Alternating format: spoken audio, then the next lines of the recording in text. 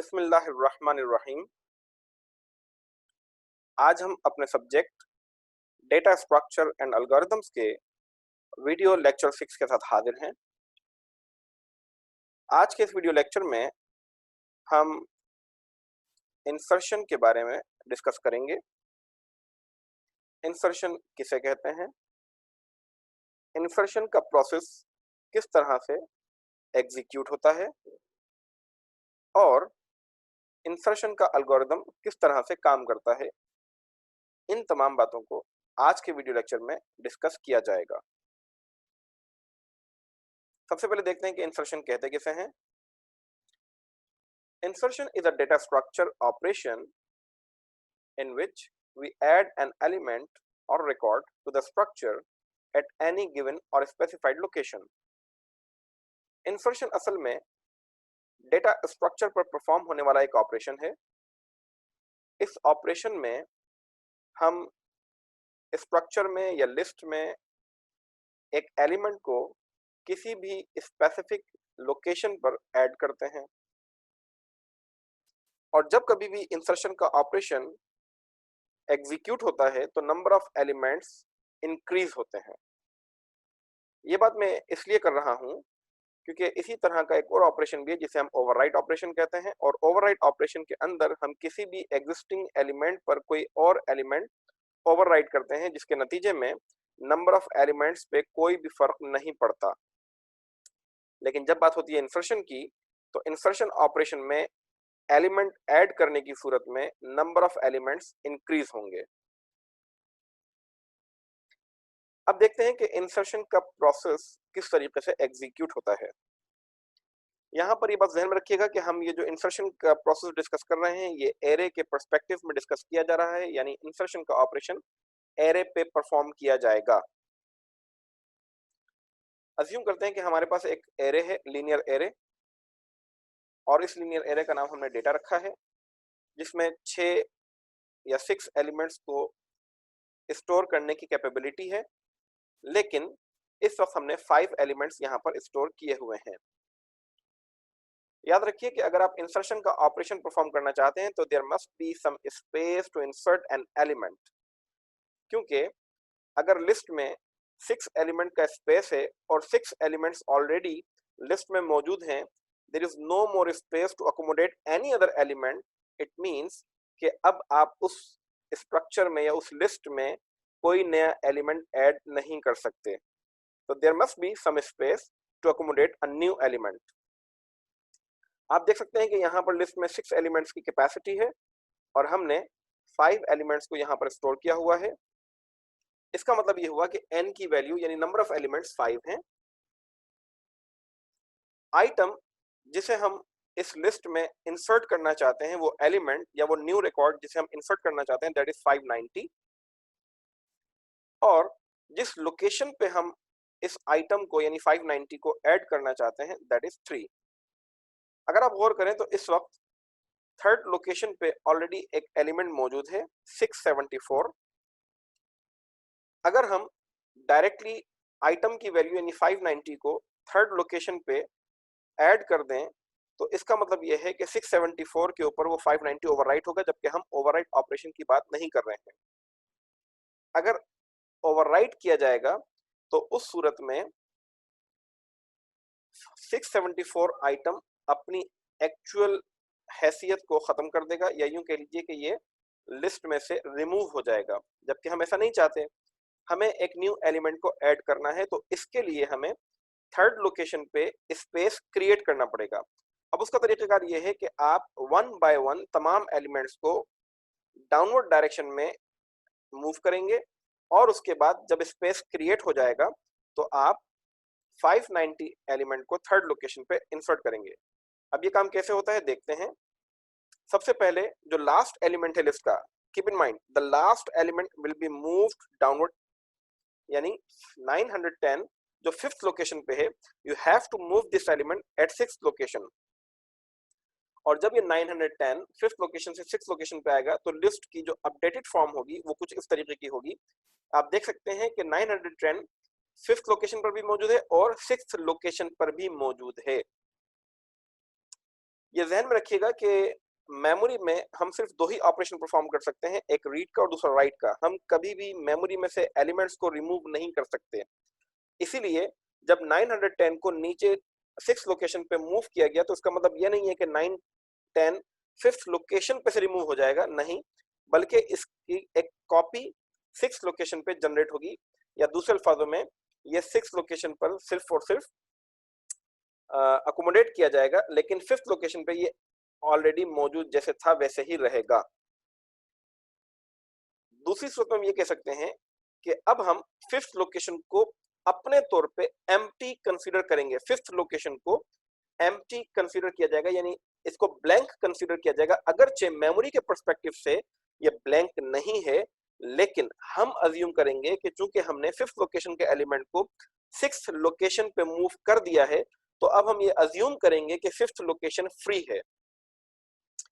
अब अगर हमारी 5th लोकेशन फ्री हो चुकी है, तो अब हम क्या करेंगे कि 4th लोकेशन वाले एलिमेंट को अगेन डाउनवर्ड डायरेक्शन में मूव करेंगे, यानी 5th लोकेशन पे लेकर आएंगे। किस तरीके से आप देख सकते हैं कि 4th लोकेशन पे 887 मौजूद है, तो हम इसको 5th लोकेशन पे मूव करेंगे और अपडेटेड फॉर्म जो लिस्ट की बनेगी वो कुछ इस तरह से होगी कि 4th लोकेशन पे 887 मौजूद है, मगर वो 5th लोकेशन पर भी 910 के ऊपर ओवरराइट हो चुका है। अब अगेन 4th लोकेशन पे भी 887 आपको नजर आ रहा है और 5th लोकेशन पे भी नजर आ रहा होगा। इसका मतलब यह है कि अब 4th लोकेशन का जो 887 है या 4th लोकेशन, हम इसको अब ब्लैंक कंसीडर करेंगे।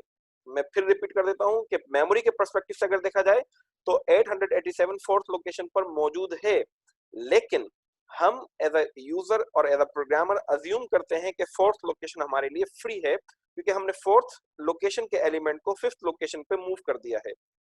अब हम 4th लोकेशन को फ्री कंसीडर करते हुए 3rd लोकेशन के एलिमेंट यानी 674 को 4th लोकेशन पे मूव करेंगे, और जब 674 3rd लोकेशन से 4th लोकेशन पे मूव होगा, तो उस सूरत में लिस्ट की अपडेटेड फॉर्म कुछ इस तरीके की बनेगी कि अब लिस्ट में 3rd लोकेशन पे भी 674 है, जबकि 4th लोकेशन पे जो पहले एलिमेंट 887 मौजूद था, वहां पर 674 ओवरराइट हो चुका है।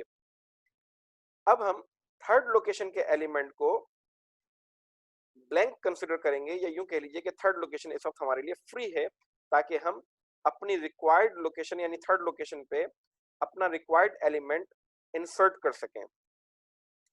तो आप देख सकते हैं कि अब मैं आइटम यानी 590 को 3rd लोकेशन पे मूव करूंगा, और जैसे ही इसको मूव करूंगा तो अपडेट फॉर्म जो हमारे पास आएगी वो कुछ इस तरीके की आएगी कि हमारे पास फर्स्ट लोकेशन में 200 एज इट इज मौजूद है, 455 सेकंड लोकेशन पे मौजूद है, और 3rd लोकेशन पे जहां पर 674 मौजूद था वहां पे 590 यानी हमारा रिक्वायर्ड एलिमेंट ओवरराइट हो चुका है, और बाकी के जो एलिमेंट्स हैं वो 4th 5th और 6th लोकेशन पे एज इट इज मौजूद हैं।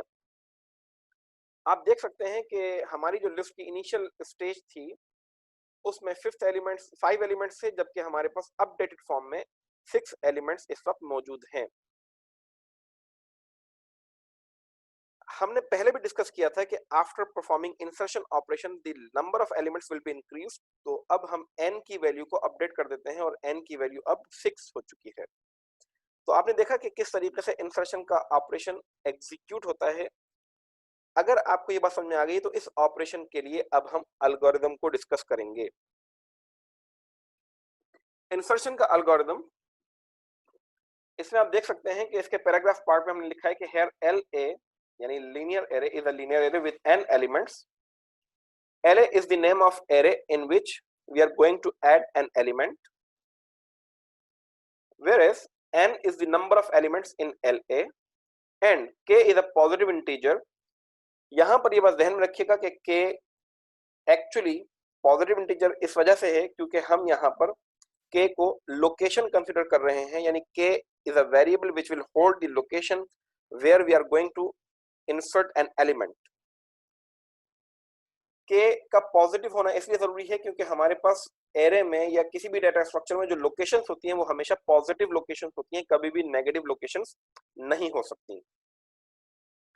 और यहां पर एक बात का और भी ख्याल करना होगा कि k की वैल्यू n से लेस या n के बराबर होनी चाहिए, यानी अगर आपके नंबर ऑफ एलिमेंट्स 100 हैं तो k की वैल्यू 100 या 100 से लेस होनी चाहिए। This algorithm inserts an element item, यानी जो आइटम आप ऐड करना चाह रहे हैं अपनी लिस्ट में, वो आइटम या वो वैल्यू या वो एलिमेंट आइटम वेरिएबल के पास होगा और वो आइटम वेरिएबल kth पोजीशन पर इंसर्ट किया जाएगा। इंसर्शन के 7 स्टेप्स यहाँ पर क्लियरली आपके लिए मौजूद हैं। अब हम इस एल्गोरिथम को ट्राई एंड रन स्ट्रेटेजी के तहत डिस्कस करेंगे कि किस स्टेप का क्या इम्पैक्ट पड़ेगा और उससे मेमोरी किस तरीके से चेंज होगी और किस तरीके से इंसर्शन का प्रोसेस कंप्लीटली एग्जीक्यूट होगा। तो चलते हैं अपनी ट्राई एंड रन स्ट्रेटेजी की तरफ। अब यहाँ पर ये बात ध्यान में रखिएगा कि हमारे पास ये एल्गोरिथम सिर्फ और सिर्फ इंसर्शन का ऑपरेशन परफॉर्म करने के लिए है, ये एरे को क्रिएट करने के लिए नहीं है, आइटम वेरिएबल में वैल्यू स्टोर करने के लिए नहीं है। हमारे पास आइटम ऑलरेडी मौजूद होगा, यानी वो वैल्यू या वो एलिमेंट या वो रिकॉर्ड जिसको आप ऐड करना चाह रहे हैं वो ऑलरेडी हमारे पास मौजूद होगा। और न सिर्फ वो आइटम बल्कि वो पोजीशन या वो लोकेशन भी हमें के वेरिएबल के थ्रू ऑलरेडी मिली हुई है जिस जगह पर हमें एलिमेंट को स्टोर करना है। तो अब हम यहाँ पर सिर्फ और सिर्फ इंसर्शन के लिए एल्गोरिथम को डिस्कस करेंगे। अब LA यानी लीनियर एरे हमारे पास ऑलरेडी मौजूद है, पहले से क्रिएटेड है, जिसमें हमने इस वक्त 4 एलिमेंट्स स्टोर किए हुए हैं। आप देख सकते हैं कि इसमें टोटल कैपेसिटी 6 एलिमेंट्स की है, जबकि हमने 4 एलिमेंट्स को यहाँ पर स्टोर किया हुआ है। बाकी दूसरे वेरिएबल्स के लिए मैंने यहाँ पर कुछ स्पेस रिजर्व किया हुआ है मेमोरी के नाम से, यानी हम यहाँ इस स्पेस में वेरिएबल्स को शो करेंगे कि किस तरीके से वेरिएबल्स अपनी वैल्यूज को चेंज कर रहे होंगे मेमोरी के पर्सपेक्टिव से। अब आप देख सकते हैं कि LA में यानी लीनियर एरे में हमारे पास कुछ एलिमेंट्स मौजूद हैं। n नंबर ऑफ एलिमेंट्स को शो कर रहा है, यानी 4, यह वैल्यू हमें ऑलरेडी मिली हुई है।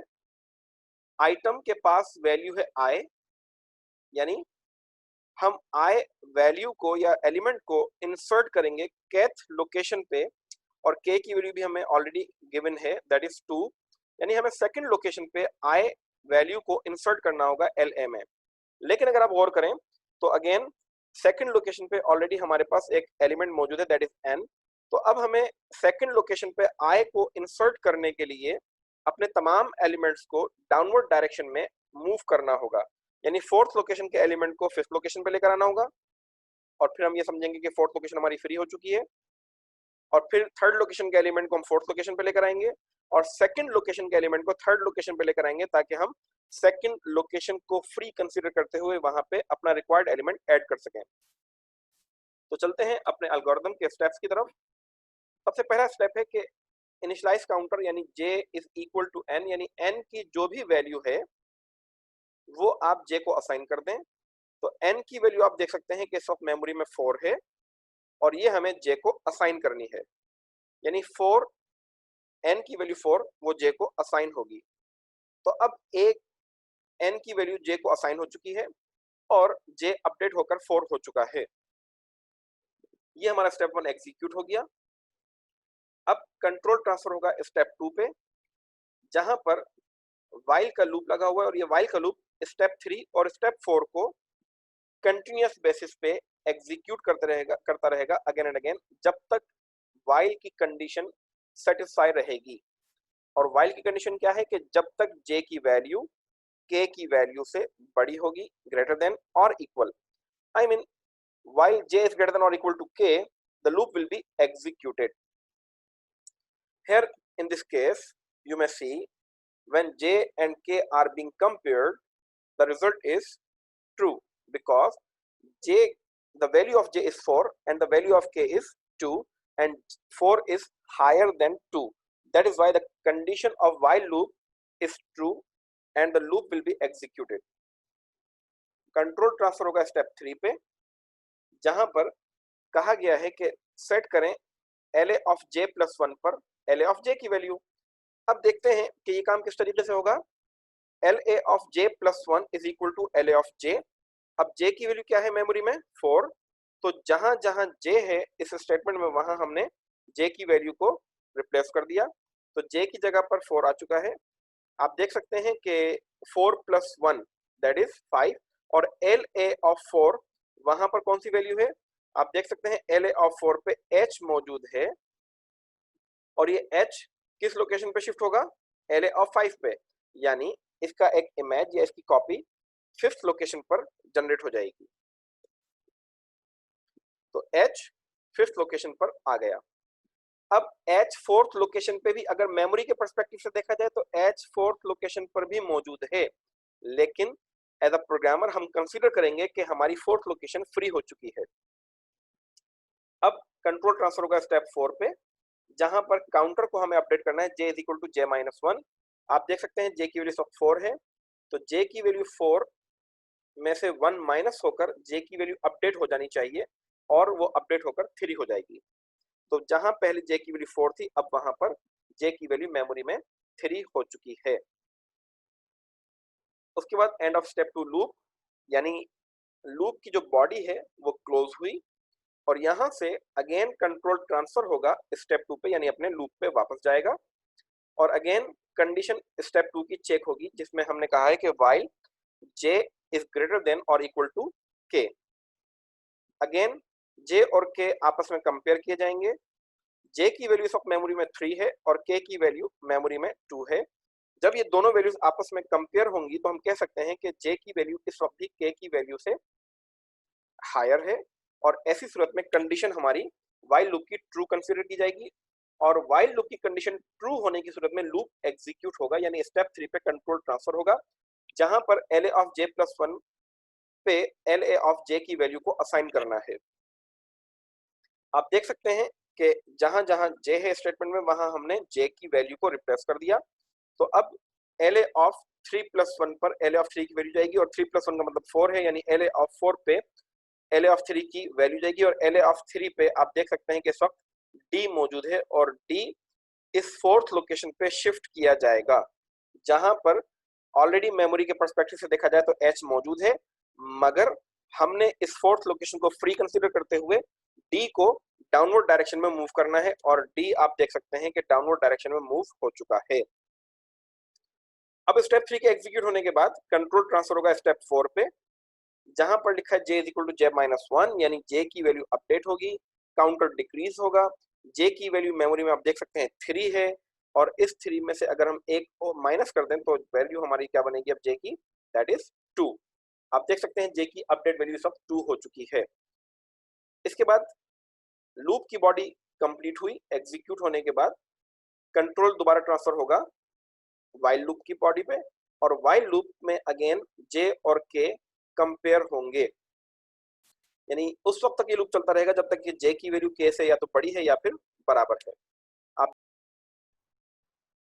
अगर आप मेमोरी के पर्सपेक्टिव से देखें तो मेमोरी में जे की वैल्यू 2 है और के की वैल्यू भी 2 है। व्हाइल के लूप के मुताबिक अगर जे की वैल्यू के से बड़ी हो या बराबर हो तो ऐसी सूरत में लूप को एग्जीक्यूट होना चाहिए। इस वक्त आप देख सकते हैं कि जे और के इक्वल हैं, इसका मतलब ये हुआ कि कंडीशन हमारी ट्रू है, और ट्रू होने की सूरत में व्हाइल लूप एग्जीक्यूट होगा, यानी कंट्रोल ट्रांसफर होगा स्टेप 3 पे, जहां पर लिखा है L A of J plus 1 की जगह पर असाइन करो एल ए ऑफ जे की वैल्यू को। तो अब आप देखें कि L A of J plus 1 पे एल ए ऑफ जे कैसे असाइन हो रहा है, एल ए ऑफ जे की जगह पर उसकी जे की अपडेटेड वैल्यू यानी 2 रिप्लेस हुई है। अब एल ए ऑफ 3 पे एल ए ऑफ 2 की वैल्यू यानी n ओवरराइट होगी। आप देख सकते हैं कि सेकंड लोकेशन में जो n है वो अगेन डाउनवर्ड डायरेक्शन में मूव हो रहा है, यानी थर्ड लोकेशन पे आएगा, d के ऊपर ओवरराइट होगा, और ये d के ऊपर n ओवरराइट हो चुका है। इस वक्त भी n सेकंड लोकेशन पे मौजूद जरूर है, मगर हम इसको फ्री या ब्लैंक कंसीडर करेंगे इस लोकेशन को, और अब हम यहाँ पर अपने रिक्वायर्ड एलिमेंट को कैथ लोकेशन पे यानी अपनी डिजायर्ड लोकेशन पर इंसर्ट कर सकते हैं। कैसे, आगे देखते हैं। अब स्टेप 4 जब एग्जीक्यूट होगा तो जे की वैल्यू में एक नंबर की डिक्रीमेंट होगी, एक की डिक्रीमेंट के बाद जे की वैल्यू 2 से 1 हो जाएगी, और इस वक्त देख सकते हैं आप कि 2 से जे की वैल्यू 1 हो चुकी है। अगेन स्टेप 4 के बाद लूप की बॉडी कंप्लीट हुई। लूप की बॉडी कंप्लीट होने की सूरत में कंट्रोल वापस ट्रांसफर होगा व्हाइल लूप पे। अब देखना ये है कि क्या व्हाइल लूप एग्जीक्यूट होगा या नहीं होगा। While j is greater than और इक्वल टू k। अब j की वैल्यू है 1 मेमोरी में और k की वैल्यू है 2। जब इन दोनों वैल्यूज को कंपेयर किया जाएगा तो अब j की वैल्यू k की वैल्यू से ना तो बड़ी है, हायर है, और ना ही इक्वल है। ऐसी सूरत में ये जो व्हाइल की कंडीशन है ये फॉल्स हो जाएगी, और फॉल्स होने की सूरत में कंट्रोल व्हाइल लूप की बॉडी के बाहर ट्रांसफर होगा, यानी स्टेप नंबर 5 पे। अब स्टेप 5 पे जैसे ही हम जंप करेंगे तो यहाँ पर लिखा गया है सेट एल ए ऑफ के इक्वल टू आइटम, यानी अब आइटम की वैल्यू हम एल ए ऑफ के में इंसर्ट कर सकते हैं। आइटम की वैल्यू हमारे पास जो ऑलरेडी एग्जिस्टिंग आइटम वेरिएबल में एग्जिस्टिंग वैल्यू है दैट इज आई। अब आई को एल ए ऑफ के यानी एल ए ऑफ 2 पे मूव करना है, तो एल ए ऑफ 2 जहां पर ऑलरेडी इस एन मौजूद है मगर हम उसको फ्री कंसीडर कर रहे हैं, तो ये आई आइटम की वैल्यू सेकंड लोकेशन पे लिस्ट में सेकंड लोकेशन पे मूव हो जाएगी। इस वक्त यहाँ पर एन है, आप देख सकते हैं यहाँ पर आई आ चुका है, यानी हमारा एलिमेंट ऐड हो चुका है अपनी डिजायर्ड लोकेशन पे या स्पेसिफाइड लोकेशन पे इंसर्ट हो चुका है। उसके बाद स्टेप 5 के बाद स्टेप 6 एग्जीक्यूट होगा, जिसमें हमें आफ्टर इंसर्शन n की वैल्यू को अपडेट करना होगा। पहले n की वैल्यू 4 थी, अब हमें n की वैल्यू को अपडेट करना है क्योंकि एक एलिमेंट हम ऐड कर चुके हैं। तो एलिमेंट के ऐड होने की सूरत में, इंसर्ट होने की सूरत में नंबर ऑफ एलिमेंट्स इंक्रीज होते हैं। तो अब ये n की वैल्यू जो 4 है, n is equal to n plus 1 की वजह से, स्टेप 6 की वजह से अब ये वैल्यू 5 हो चुकी है, और इस तरह से हमारी n की वैल्यू भी अपडेट हो चुकी है। उसके बाद कंट्रोल ट्रांसफर होगा स्टेप 7 पे, और यहाँ पर है एग्जिट, यानी आपका एल्गोरिथम सक्सेसफुली एक एलिमेंट को किसी भी स्पेसिफिक लोकेशन पर ऐड करने के बाद कंप्लीट हो चुका है। तो ये था ट्राई एंड रन स्ट्रेटेजी के हवाले से कंप्लीट एल्गोरिथम, जिसको हमने देखा कि किस तरीके से एक इंसर्शन का एल्गोरिथम एक्चुअली काम कर रहा होता है। आज के लेक्चर में अगर आपको कोई भी सवाल हो, कोई कंफ्यूजन हो, कोई क्वेश्चन हो, तो आप मुझे ईमेल कर सकते हैं, और इसके साथ साथ अगर आप चाहें तो इस वीडियो के कमेंट सेक्शन में भी आप कमेंट सेक्शन में अपना क्वेश्चन भी रेज कर सकते हैं और अपना वैल्यूएबल फीडबैक भी दे सकते हैं। आई वुड रिक्वेस्ट कि अगर वो लोग जो मेरे इस चैनल पे अभी रिसेंटली आए हैं, जिन्होंने अभी तक मेरे चैनल को सब्सक्राइब नहीं किया, काइंडली इस चैनल को सब्सक्राइब कीजिए ताकि इसी तरीके की इंफॉर्मेटिव वीडियोस आपके साथ शेयर की जा सकें। Thanks a lot.